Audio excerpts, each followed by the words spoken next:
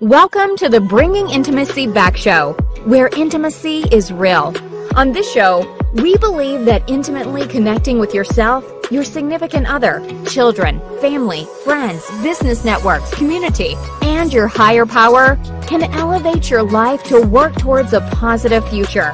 Thus, we explore intimate topics, inspiring life stories, spiritually and insightful tips on strengthening relationships. This show is hosted by Dr. April, a Florida licensed mental health counselor, relationship and intimacy therapist. Check out past shows on Apple iTunes, Spotify, YouTube, or wherever you listen to your podcast.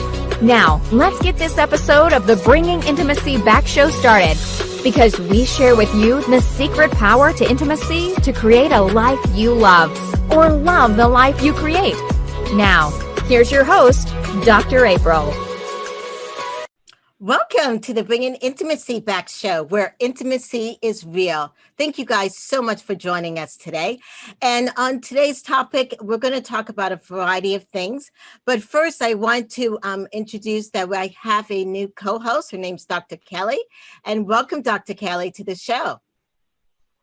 It's so great to be here, Dr. April. Yes. Thank you for having me again and again. Okay, good. So, Dr. Kelly, you know what? In today's world, there has been so much social media that's been going on, that has, especially with everything that's going on between the coronavirus, politics, and a variety of things that has really impact how we deal with relationships. And so that's our topic today. It's dealing with social media and emotional intimacy. I'm looking forward to this. I believe it will not only help our viewers, but it'll help ourselves. Right, definitely. Yes. Yes. So before we get deep into this topic of social media, we're going to do a little commercial, but when we come back, we will have an expert that will help us guide us through with all this social media and what we should do next. Okay. Kids shampoo and conditioner bars. Did you know that liquid shampoos and conditioners can be up to 90% water? This might seem a bit ridiculous when you only use these products when your hair is already wet in the shower. Plus, a lot of these products contain hidden harmful ingredients that actually damage your hair over time. Thinking twice about picking up your normal shampoo now? Enter the Kids Shampoo and Conditioner Bars. By packing powerful salon quality ingredients into a bar form, these products cut out the waterways and allow you to directly apply nourishing and clarifying and repairing ingredients to your head of hair. Plus, these bars are free of harmful ingredients like sulfates and parabens that strip your hair, leading to hair loss and damage. With these bars, your hair will feel healthier, shinier, and softer after just one wash. It even gets better. By switching to bar shampoo and conditioner, you can save plastic bottles that would otherwise end up in landfills. Kids shampoo and conditioner bars are a zero-waste product. One bar alone is estimated to last 100 washes, which will save you 2 bottles of liquid shampoo or conditioner. The Kids Shampoo and Conditioner Bars are available in 4 different varieties, including Nourishing Shampoo and Conditioner, Clarifying Shampoo, and Deep Moisturizing Conditioner. Visit mykitsch.com, that's mykitsch.com, to get these shampoo and conditioner bars that are good for your hair and for the planet. All right, thanks for the sponsor of Kids Shampoo and Conditioner. So now let's talk about social media and what's going on and how that impacts our relationship.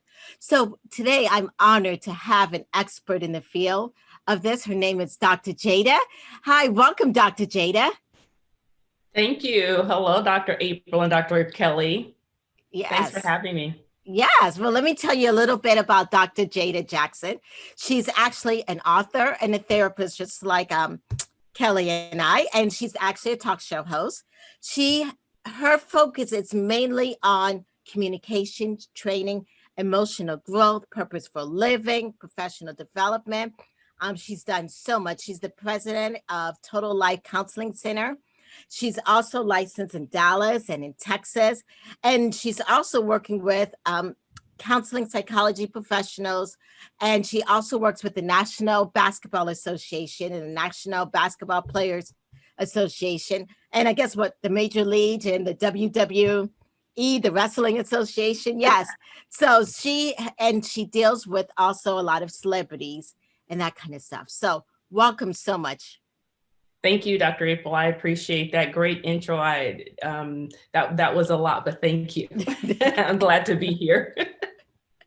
So with you and the topic about social media, how important do you think social media is today? Social media is the platform where we communicate. We receive upwards of 80,000 pieces of information per day. And much of that information comes through social media and our engagement that way. Social media has so much power that I say to parents that social media becomes the third parent in the relationship.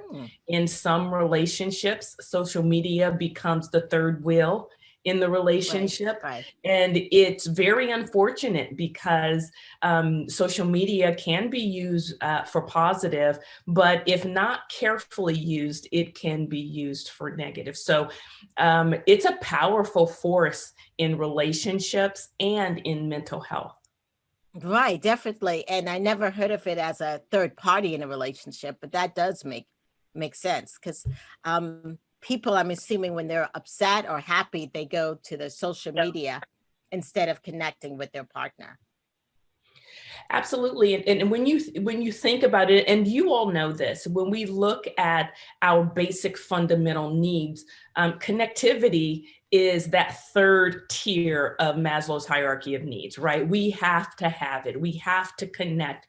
We need that socialization in order for us to feel whole because we are human beings and we are social creatures. We need the companionship of others. We need the support to thrive. We need our relationships and our connections to be extremely strong in order for us to be successful, whether it's professionally, relationally, or even personally, right? But when it comes to social media, I believe that there's a barrier that prevents us from having healthy relationships via social media. Therefore, we are more susceptible to negative self-concept or low self-esteem. If you already have a diagnosis of anxiety and depression, it exacerbates the anxiety and depression symptoms. So we find ourselves in an interesting conundrum here. There's an interesting dichotomy that takes place where we want to engage with others and it feels good to do that. But at the same time, it may be at the expense of having healthy relationships, maybe at the expense of having a healthy relationship with oneself. Right, definitely. Yeah. Yeah, because I think also like you were stating, we look at it maybe as comparing.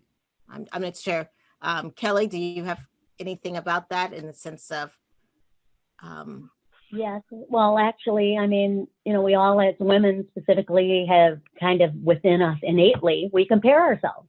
Right. And now we have everything from Instagram, it's like 247 constant, like it's not medication. It's just like entertainment. And muse is to think and amuse is to not think. And people just don't want to think. They want to amuse themselves. And so I remember when it used to be fun. Do you remember? Did anybody have an AOL account? I mean, it used to be fun, right? You've got mail. Mm-hmm. Now it's like, you've got so much mail. And then, of course, we're talking about social media platforms like Facebook and Instagram. And now we have TikTok. And I'm sure there's something coming on the heels of it. I'm curious what you think about that, Dr. Jada. Yes, now there are so many. And it's interesting that you bring that up, Dr. Kelly, because the reality is technology is constantly evolving. We have the big players, right? We have the TikTok and we have Facebook. And Facebook actually, I mean, it's not as big as say Instagram and Snapchat, and working with teens and younger young adults. I'm telling you, there's a whole subculture of platforms that I learn something new every time I come in contact with one of my clients. I'm like, wait a second, what is that? I need to know what that one is. So there are so many new ones that are coming to the surface. And many of them, for all of you parents who are listening, most of them are to kind of have a covert life so the parents can't find out, right? And so those are some of the negative experiences that come along with just being involved with social media. I think, Dr. Kelly, you mentioned another great point. When you think about one's appearance or one's life, there's always this comparison that takes place. And naturally, that's how the brain works, right? We have to have some form of comparison to be able to make sense of the information that our brains are taking in, right? So when we view certain information, we have to have a place to put it. When it comes to, say, Instagram, for example, where everything is visual, and now you have, it's funny, my husband calls it the creatures. You can put the filter on and you can literally morph into this creative being, and it's flattering, but it's unusual, and it's visually appealing, and there's all sorts of emotions that are attached to those visuals. So what's happening is our brains are trying to process this information. And what happens is we try to say, okay, so what does that mean for me? What does that mean for my appearance? What does that mean for my life? And we try and make sense of it. And we can't, because we can't compete with filters, right? We can't, and I believe some people are trying. It's funny. I read an article where a young woman went to a plastic surgeon, and she took a filter, a Snapchat filter, and asked the surgeon if she could look like this, or if he could make her look like that. And I just thought, wow, that's what this is coming to. We're being impacted on such a level where we have a discontentment with who we are, where we're going in life. Are we enough? Can we ever measure up? And that cycle of constant negativity can only impact our relationships in an unhealthy way. Right, definitely. Have you? Oh, okay. Yeah, Oh, I was just gonna say, what you're saying is on its own point, because then we start not to even like how we look ourselves. Correct. And this thing about relationships and emotional intimacy, we first start with that about ourselves. We've got to have that connection with ourselves before we can really connect truly with other people. Yeah. So Dr. Kelly, what were you about to say? I wanted to know if either of you have seen a rise in body dysmorphia within your clients, or, even not like we would diagnose friends, or we don't diagnose as licensed therapists or even psychologists, but have you seen a rise of body dysmorphia? I definitely have in my teens, for sure. And it's intense. Yeah. And it comes along with severe depression, extreme anxiety. And it's a problem. So much so, when I ask a parent, how much screen time does a child have? And they say, oh, we don't have a limit on screen time. Well, to me, that's a problem. Because remember, the more screen time, the more information, the more interaction with potentially negative information, and negative relationships. So it can be a challenge, and body dysmorphia is an issue anyway, but I believe that the visuals of what we're seeing today with filters and with Instagram, it just increases it for sure. Okay, right, definitely. So we're going to take a small break, but when we come back, we're going to talk more about how this negative impact of social media and what we're seeing and how it even affects our relationships besides ourselves, but our relationship with others. We'll be back in a moment. Are you wanting to feel empowered, loved, secured, respected, and inspired in these uncertain times? If so, Dr. April, a licensed mental health counselor and a relationship and sex therapist who specializes in intimacy, can help you. Whether you are in need of insight and skills to work through a struggling relationship through couples counseling, or to understand your anxiety or depression in individual counseling, or to figure out your life goals in coaching, Dr. April's compassion and expertise can assist you in these areas.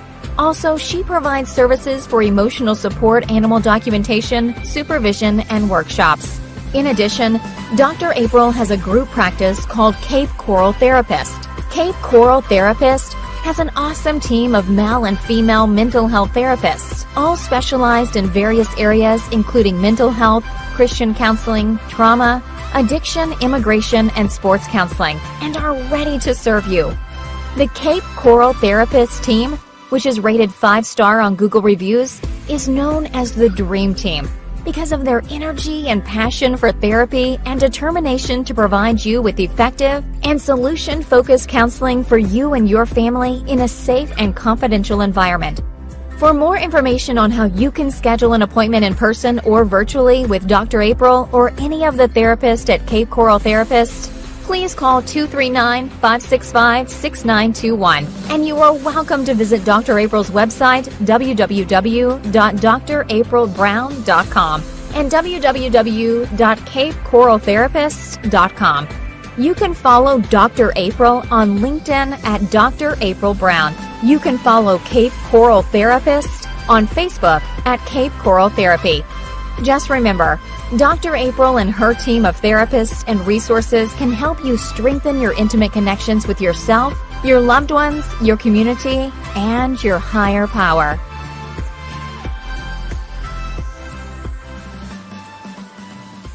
Welcome back to the Bringing Intimacy show, where intimacy is real. So today we've been talking with Dr. Jada Jackson and Dr. Kelly Boucher about emotional intimacy and social media. And we were just finishing up about how it affects ourselves internally.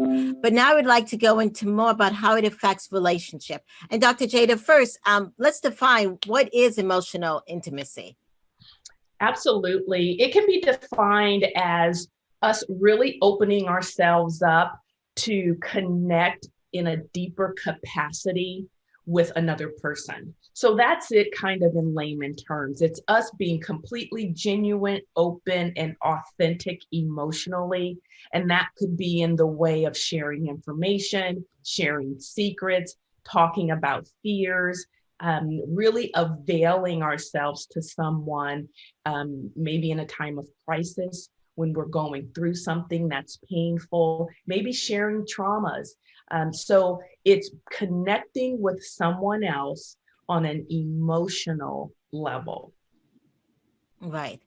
Okay. And so when we're talking about social media, how has that impact, especially our intimate relationships in that aspect? Yes.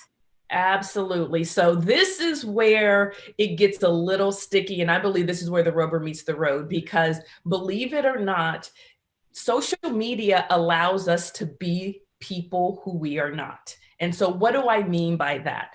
We get to create whatever narrative we want. And even if we are not comfortable sharing information with people that we are close to, for some reason, social media and these platforms allow people to have the anonymity to share whatever it is they want to share, or they can assume a certain character, a certain role. They can be someone who they don't have the courage to be otherwise. And so if you are looking for a relationship, if you are looking for connectivity, it's easy to find it on social media. So let's just say you are married and you reconnect with an old flame or reconnect with someone from high school. And I have seen this so much. I cannot believe how people are rekindling relationships with, someone they had a crush on in high school or someone they had a crush on in college. But all of a sudden, if it didn't work in high school, what makes them think it would work now?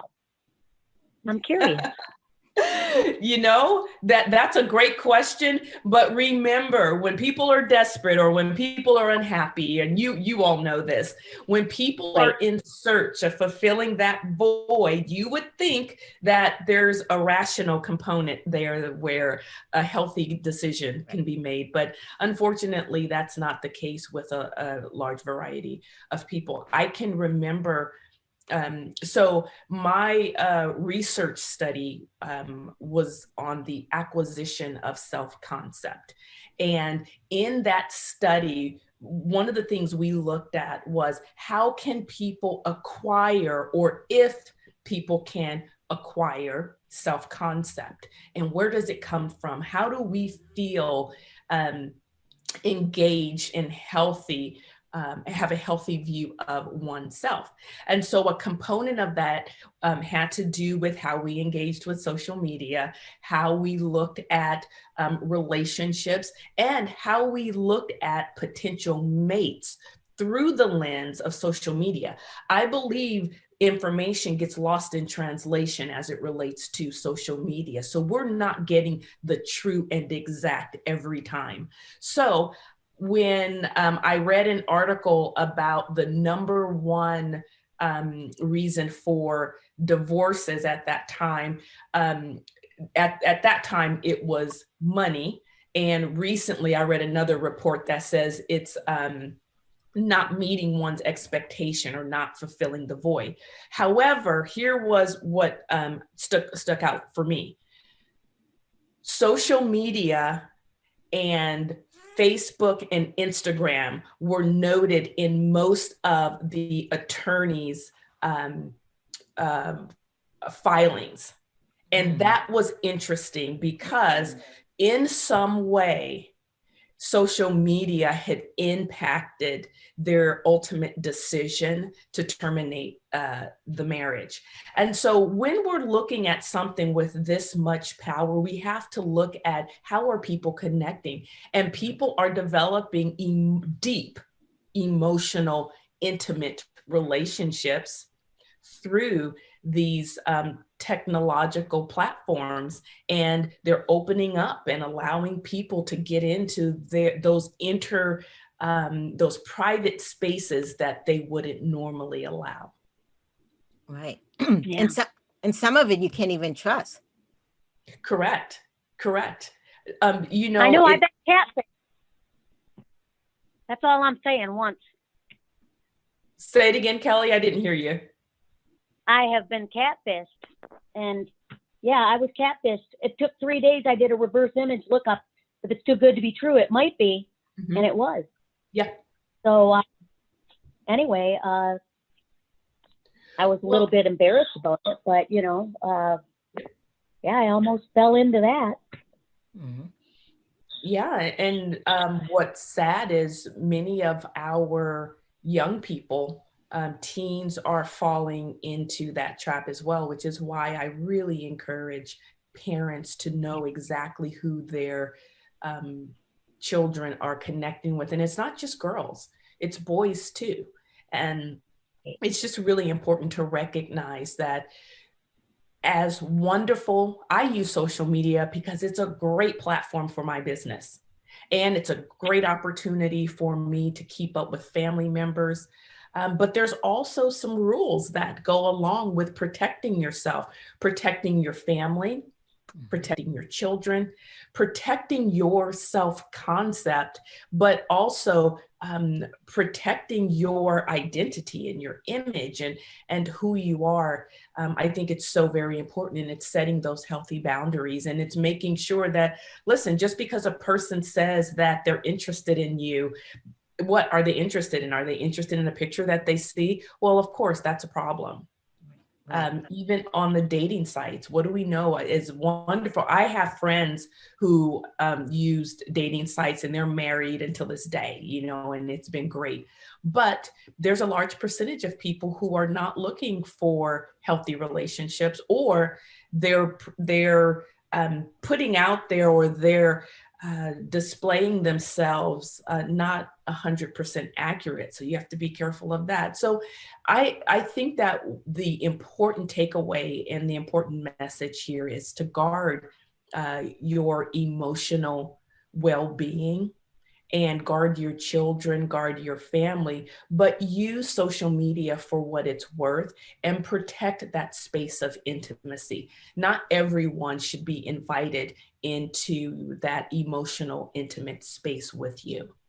Right. Do you sometimes find out that clients sometimes don't even realize how social media is affecting them?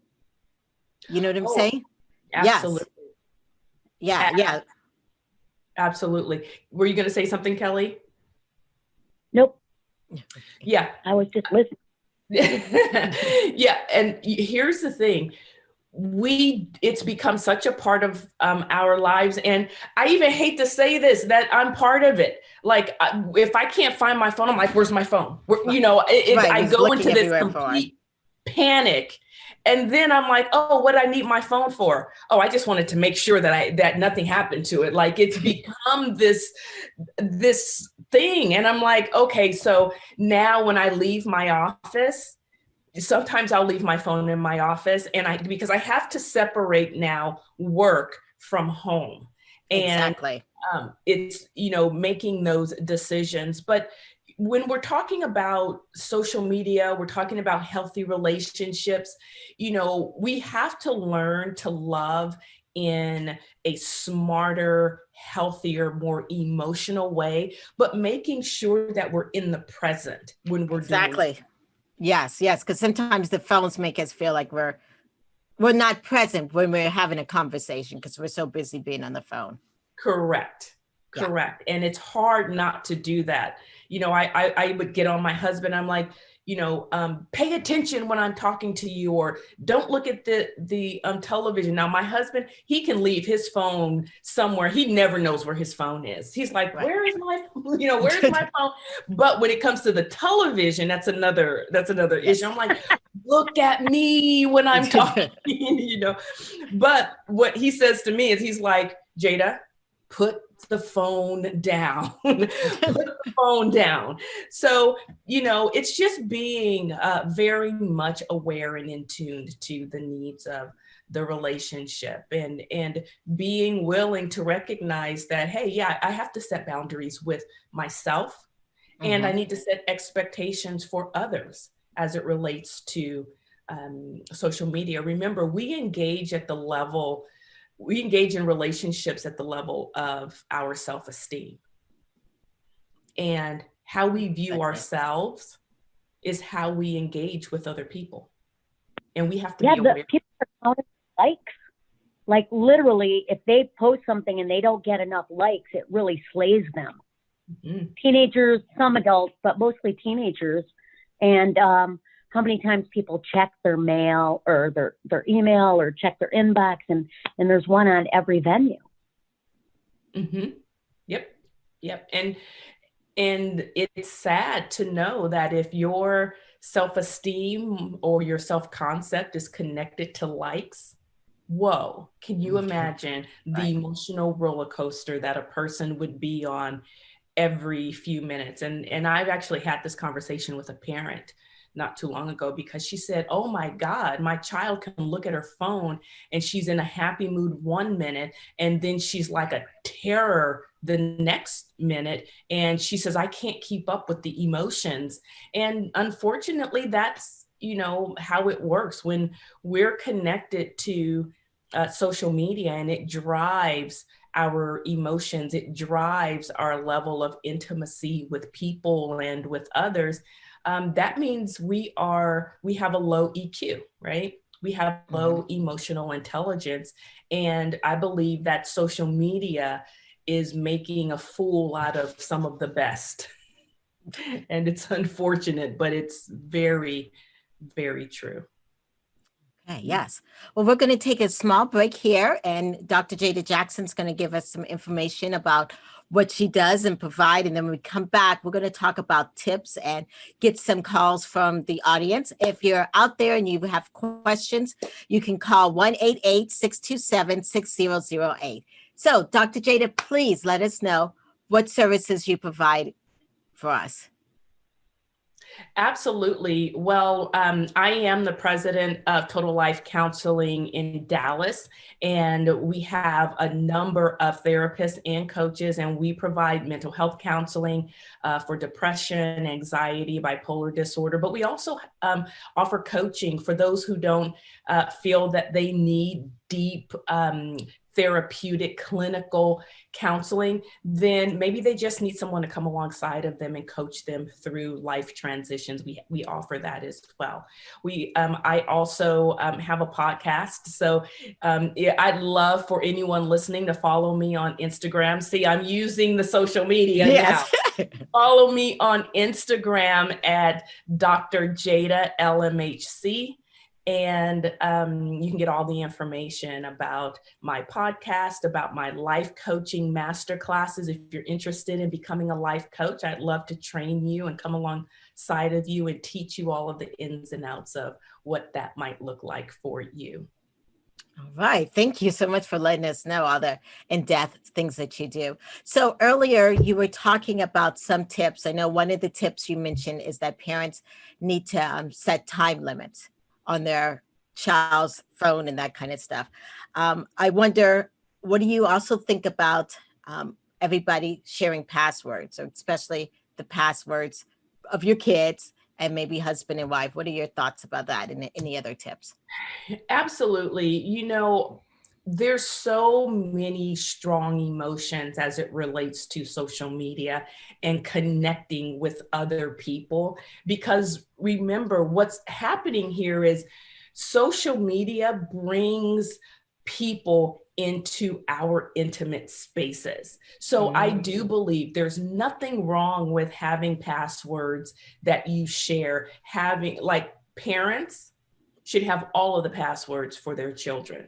When their children turn 18 and can pay for their own cell phone bill and their own whatever, then we can think about having private passwords. But parents are stewards over children, and it's their responsibility to know exactly who their child is connecting with, what kind of information is being passed from one place to another. So that's very important. When it comes to marriages, I believe in kind of the open door policy. Now, what I don't necessarily agree with is snooping, and, if you have an obsession about what your partner is doing because you are insecure because of your own work that you have to do, then do your work, but don't project your anxiety and your discomfort onto the relationship. That's unhealthy. So I personally believe there's nothing wrong with sharing passwords. Yeah. I think that I've often said to some of my marriage counselees, I say, you ought to be able to switch phones for the day. And, other than like if it's a work phone, but you ought to be able to say, oh, hey, you literally switch phones for the day. Now, that probably wouldn't be a problem for you, Dr. Jada Jackson, because your husband's phone is probably, he's sitting on it on the sofa or something. But it's like, where is it? You have to call it and make sure it's not on vibrate. But you should be able to switch phones. Now, it might not be realistic because of work, but it shouldn't send you into a nervous, anxiety attack at the thought of somebody else having your phone. Mm-hmm. Absolutely. So. And I think that's a great point, Dr. Kelly, because even all the way down to computers, I can go and hop on my husband's computer. I know his password, and I don't do it, but I could if I wanted to, and vice versa. If he needs my laptop, I'm like, yeah, it's over there. It just doesn't dawn on me to feel like I have to hide anything. However, I will say years ago, I dated someone. And I mean, he would not, like, I could not get close to that phone. And I said, something's wrong with this. Something is wrong with this situation. And of course, I found out later there was something terribly wrong. But the way he guarded that phone and the way it was just like, nope, he wouldn't let that phone on. And we would go on dates and he'd lock it in the glove compartment. And I'm like, Yeah. Yes. Yeah. there's something weird about this. So I'm like, yeah, yes, but no. Yes. But again, there has to be a level of trust, right? And again, that is a healthy relationship. And when we can listen from an emotional place to the needs of our partners, and we can say, hey, it makes me feel uncomfortable when, or it would make me feel more comfortable if, being prepared to work on the relationship and exchange different ways that we can minimize the anxiety as it relates to the relationship is very important. Okay. Yeah. We actually have a question that's kind of on this topic here. It's from Julie from Texas. She said she met her boyfriend on Instagram and he used to like her pictures a lot, but now she sees that he's liking other girls' pictures. Should she be concerned? See, oh gosh, I hear this all the time. Yes. Yes. So the reality is, I say this, and so this is twofold. First of all, however you meet someone, that's how they are. Ooh, exactly. So if he met you, Julie, by liking your pictures, and of course he's doing that somewhere else. Right. However, if in fact you're in the same city, you get to know this person and all of a sudden he says, well, you know what? Yeah, I did. And you guys are going to commit to do something different and you want to give it a try or a chance. There's nothing wrong with seeing where it goes, but don't expect him to do something different if that's the way that you met him.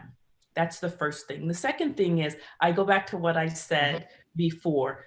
Remember, we engage in relationships at the level of our self-esteem. Mm-hmm. So if for whatever reason you met this guy and him liking your pictures did something for you, I would say question yourself and what need did he fulfill for you? Is it that he liked your pictures and it made you feel good and more, it made you feel beautiful, it made you feel accepted, it made you feel worthy, it made you feel validated, it made you fill in the blank? Then I would say there's a deeper level of connectivity that you would have to come to really look deeper. Exactly, especially yes. if they're other people's, but not your own. Like if they're not liking your pictures, but is it equal? Like you said, I like what you said, Dr. Jada, that how you met them is how they are. Like if they are liking things on Facebook and that's part of who they are. Mm-hmm. But a good red flag would be, hey, are they not liking your stuff now? Mm-hmm. Yeah. And what does that mean? And what does that look like? Social media is really, really tough. But when it comes to, say, marriages, there has to be some communication. Think before you post. If you're in a really serious relationship, think before you like what mess. Because remember, every move that we make on social media, unfortunately, sends a message. It says who we are. It says what we believe. It says what we like. It says what we don't like. It speaks a very strong message. One of the biggest fights that one of my couples had was over the husband liking twerking videos on Instagram. That was a huge deal. He was like, what's wrong with me watching twerking videos? Right. Well, it's the implication, it's implying that there's something about this. It's highly sexual for one. Mm-hmm. Let's start there. But then these women, when the wife brought in some of the videos, these women were half dressed, so there's an implication that implies something. Right. So it's being able to really say, is this necessary? Is there a deeper issue here? Are you not being fulfilled? Is this part of your intimacy, physical intimacy level in your relationships? And what does all of this mean? Right, definitely. We have one question that actually is dealing with someone who's married. This is Veronica, actually from California. And she says she feels alone in her marriage. She has 2 kids. She's trying to do everything. And she sees her husband on the phone all the time. How do I get his attention? Take the phone and throw it into throw it into the bay, or I'm from San Francisco. So yeah. Yes. Of the bay. But, again, that is so tough. And that's where we have to talk about, do you need a mediator to start? Right. Do you need couples counseling, marital counseling, and to see what is he using it for? Because some people use social media and the phone to get away. Right. And to block escape everything out, to escape, correct.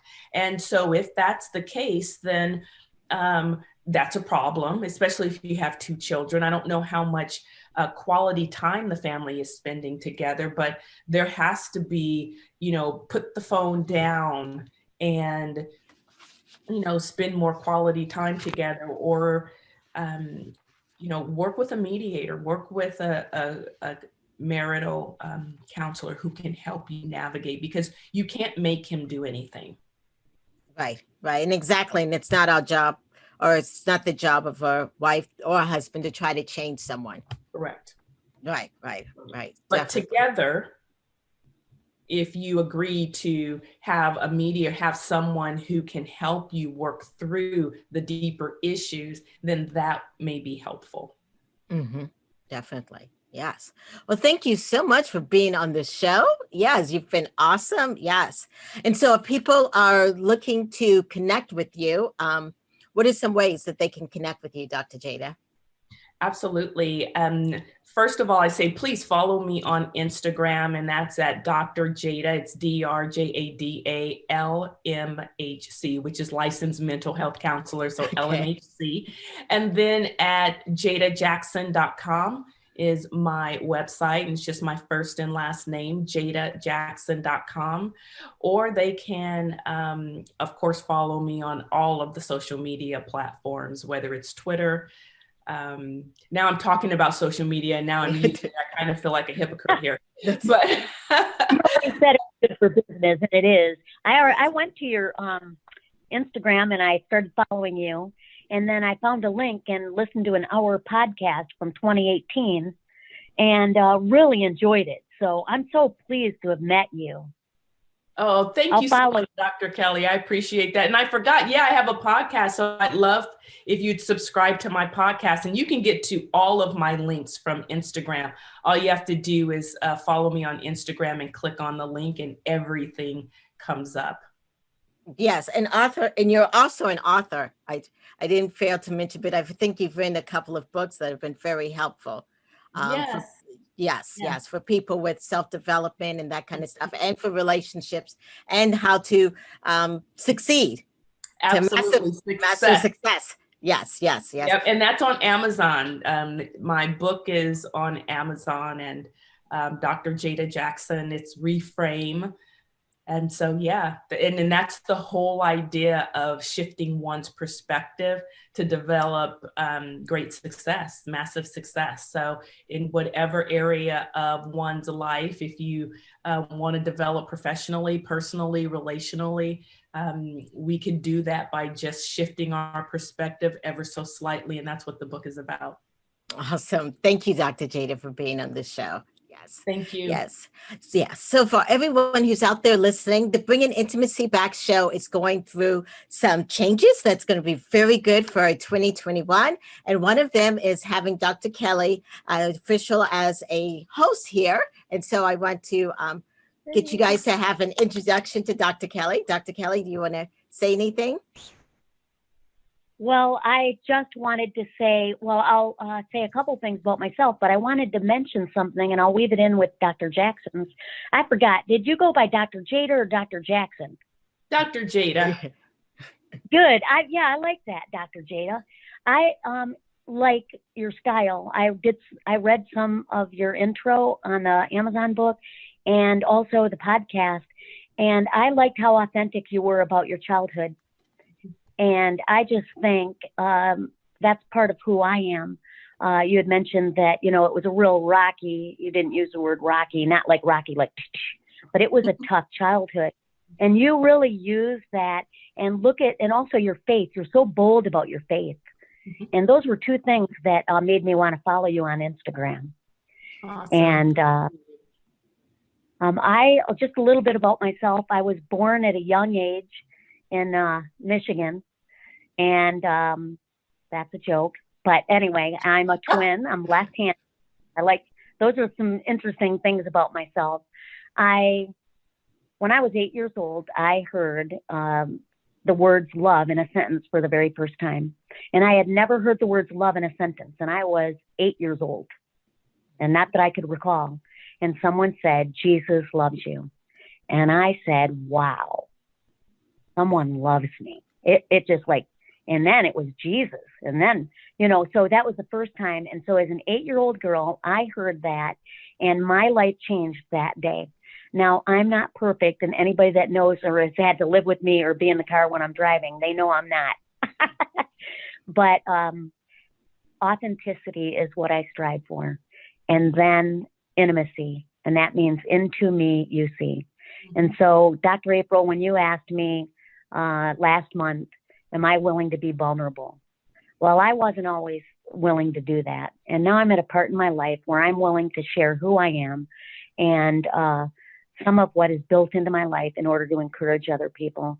And I couldn't be more pleased that it's on your show, Dr. April, because you've been an important friend of mine for over 10 years now. So thank you for having me, truly. I look forward to laughing with you. And oh, by the way, I just want to remove this. When Dr. Jada was talking, I felt like somebody was watching me, and I was like, oh, wait, I'm being photobombed by Frosty here. But I just wanted to say it really is a pleasure, and it's a joy, because you said that I could be myself, and that's what I want to do. And I think that we should all be ourselves and not let social media define us. Yes, thank you so much. And I'm so happy to have you on the show. So thank you, definitely. And if anyone is listening and you're thinking you want to know more about relationships, you're struggling with relationships, you want to be in a relationship, this is the show for you.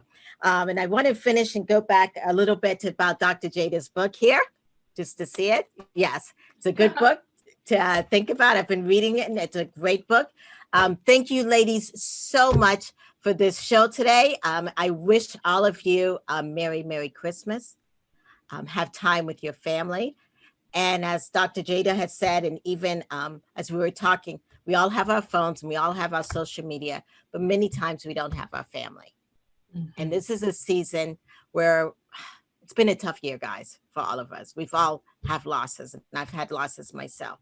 So what I'm trying to do this season is making sure that I spend quality time with my family, be fully present, hear them, be vulnerable if necessary, if it's a safe environment. But the most important is just to be present and be thankful. Yes. Well, this has been the Bringing Intimacy Back show. Please follow us on YouTube, on Twitter, and listen for our next show. And we'll be going weekly starting in 2021. All right, then.